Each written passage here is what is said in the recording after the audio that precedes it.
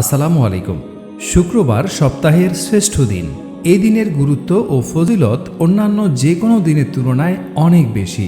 এ দিনের সওয়াব মর্যাদা ঈদুল ফিতর ও ঈদুল আজহার মতো। মুসলমানদের কাছে এ দিন অপরিসীম ফজিলতের। আল্লাহ তাআলার কাছে জুমার এত গুরুত্ব বেশি যে পবিত্র কোরআনে জুমা নামে একটি সূরা নাজিল করা হয়েছে।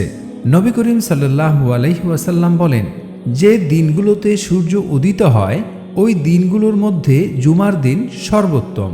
ওই দিন আদম আলাইহিসসালামকে সৃষ্টি করা হয়েছে। ওই দিন তাকে জান্নাতে প্রবেশ করানো হয় এবং ওই দিনই তাকে জান্নাত থেকে বের করে দেওয়া হয়, আর ওই দিনই কিয়ামত অনুষ্ঠিত হবে। জুমার দিনে বিশেষ 3টি আমলে গুরুত্ব দিতে পারেন একজন মুসলমান। আমলগুলো হলো সূরা কাহাফ তিলাওয়াত। জুমার দিন সূরা কাহাফ তিলাওয়াতের অনেক গুরুত্ব ও ফজিলত রয়েছে। হাদিসে আছে, যে ব্যক্তি জুমার দিন সূরা কাহাফ তিলাওয়াত করবে তার ঈমানের নূর এই জুমা হতে আগামী জুমা পর্যন্ত চমকাতে থাকবে। হযরত আলী রাদিয়াল্লাহু তাআলা আনহু থেকে বর্ণিত, নবীজি সাল্লাল্লাহু আলাইহি ওয়াসাল্লাম বলেছেন, যে ব্যক্তি জুমার দিন সূরা কাহাফ তিলাওয়াত করবে সে 8 দিন পর্যন্ত সব ধরনের ফিতনা থেকে নিরাপদ থাকবে। যদি দাজ্জাল বের হয় তবে সে দাজ্জালের ফিতনা থেকেও নিরাপদ থাকবে।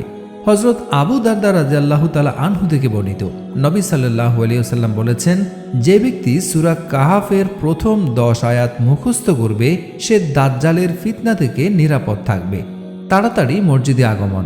হযরত আউস ইবনে আউস রাদিয়াল্লাহু তাআলা আনহু থেকে বর্ণিত, তিনি বলেন, আমি আল্লাহর রাসূল সাল্লাল্লাহু আলাইহি ওয়াসাল্লামকে বলতে শুনেছি, যে ব্যক্তি জুমার দিন গোসল করাবে এবং নিজেও গোসল করবে অথবা উত্তম রূপে গোসল করবে, এরপর ওয়াক্ত হবার সঙ্গে সঙ্গে মসজিদে আসবে, আসার সময় হেঁটে আসবে, কোনো বাহনে চড়বে না, ইমামের কাছাকাছি বসবে, এরপর 2টি খুতবা মনোযোগ দিয়ে শুনবে এবং খুতবার সময় কোনো অনর্থক কাজকর্ম করবে না, সে মসজিদে আসার প্রতিটি পদক্ষেপের 1 বছর নফল রোজা ও 1 বছর নফল নামাজের সওয়াব পাবে।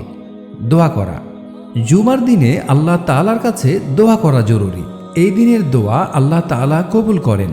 হযরত জাবের ইবনে আব্দুল্লাহ রাদিয়াল্লাহু তাআলা আনহু থেকে বর্ণিত, রাসূল সাল্লাল্লাহু আলাইহি ওয়াসাল্লাম বলেন, জুমার দিনে এমন একটা সময় রয়েছে যাতে আল্লাহর বান্দা আল্লাহর কাছে যা চায় আল্লাহ তাই দেন।